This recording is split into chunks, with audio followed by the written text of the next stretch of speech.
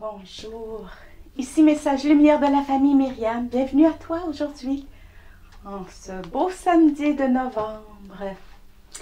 Jésus nous dit dans l'évangile de Saint Luc, en ce temps-là, Jésus disait à ses disciples, « Moi je vous le dis, faites-vous des amis avec l'argent malhonnête, afin que le jour où il ne sera plus, ces amis vous accueillent dans les demeures éternelles. Celui qui est digne de confiance dans la moindre chose est digne de confiance aussi dans une grande.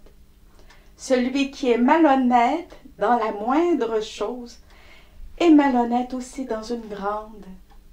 Si vous n'avez pas été digne de confiance pour l'argent malhonnête, qui vous confiera le vrai bien? Et si pour ce qui est à autrui, vous n'avez pas été digne de confiance, ce qui vous revient, qui vous le donnera? Aucun domestique ne peut servir deux maîtres. Ou bien il haïra l'un et aimera l'autre, ou bien il s'attachera à l'un et méprisera l'autre. Vous ne pouvez servir à la fois Dieu et l'argent. » Quand ils entendaient tout cela, les pharisiens, eux qui aimaient l'argent, tournaient Jésus en dérision. Il leur dit alors, « Vous êtes de ceux qui se font passer pour justes aux yeux des gens, mais Dieu connaît vos cœurs. En effet, ce qui est prestigieux pour les gens est une chose abominable aux yeux de Dieu. » C'est un peu terrible, hein, ce que Jésus dit aujourd'hui. Je voudrais souligner deux petits points. Dieu et l'argent.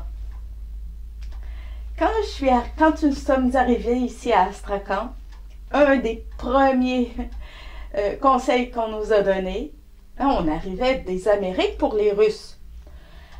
Un des premiers conseils qu'on nous a donné, c'est un proverbe russe qui dit « N'aie pas 100 roubles, aie 100 amis. » Ça voulait dire investis, non pas dans l'argent, investis dans les amis. Et il y a déjà plus de 25 ans qu'on est ici, qu'on cherche à s'occuper des gens. Et dernièrement, il nous est arrivé un problème. On avait des problèmes de documents avec le service de gaz. Il y a eu une erreur qui nous a échappé, puis avec les années, l'erreur a fait un gros problème. Heureusement, on avait une amie, une connaissance. Elle nous a tout expliqué, comment faire, où aller. Puis, à chaque fois qu'on faisait une démarche, elle téléphonait avant au service. « Je vous envoie mes amis. Je vous prie de bien les accueillir. » Et puis, à chaque fois qu'on faisait une démarche, il y avait quelqu'un qui nous accueillait, qui expliquait la chose simplement pour qu'on comprenne. Parce que cette dame-là passait devant nous pour nous ouvrir toutes les portes. J'ai compris, cette fois-là, j'ai compris. Oh oui, 100 amis, c'est beaucoup mieux que 100 roubles. Dans des situations comme celle-là, c'est beaucoup mieux d'avoir 100 amis que d'avoir 100 roubles.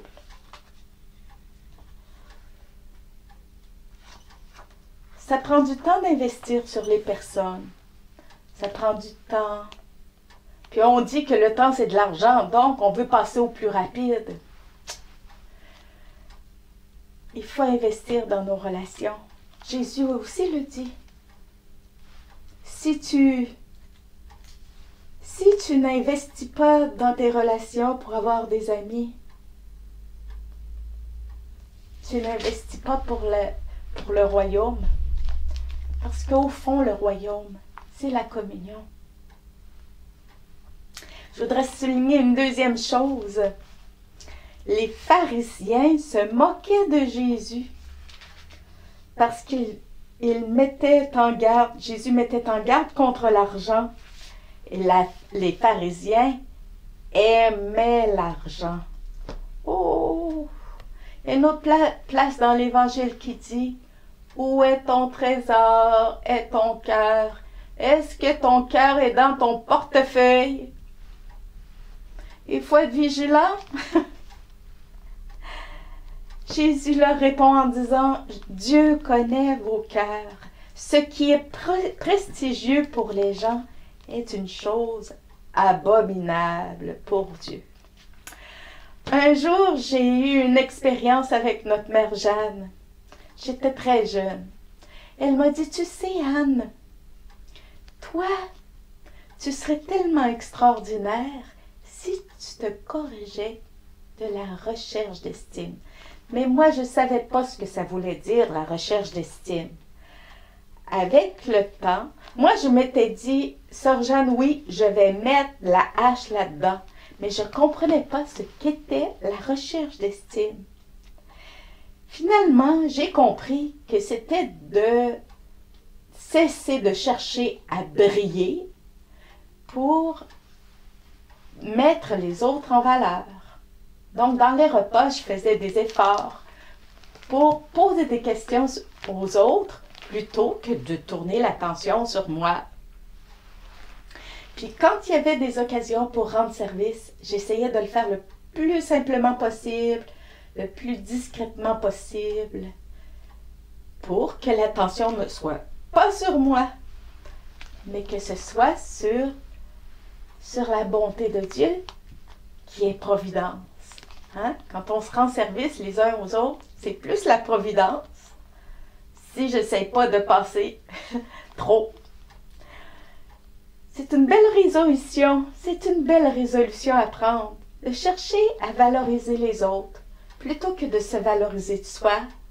Dans nos conversations, on peut témoigner, il faut témoigner. Il faut témoigner du Seigneur, témoigner de la bonté de Dieu, de sa providence dans nos vies. Puis se laisser un petit peu le brillant qui brille, hein, qui nous fait flasher.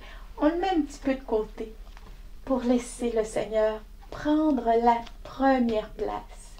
Pour pas que mon cœur soit dans ma photo, pas plus que dans mon portefeuille. Que mon cœur soit dans le cœur de Dieu. Au revoir et à demain. Jésus.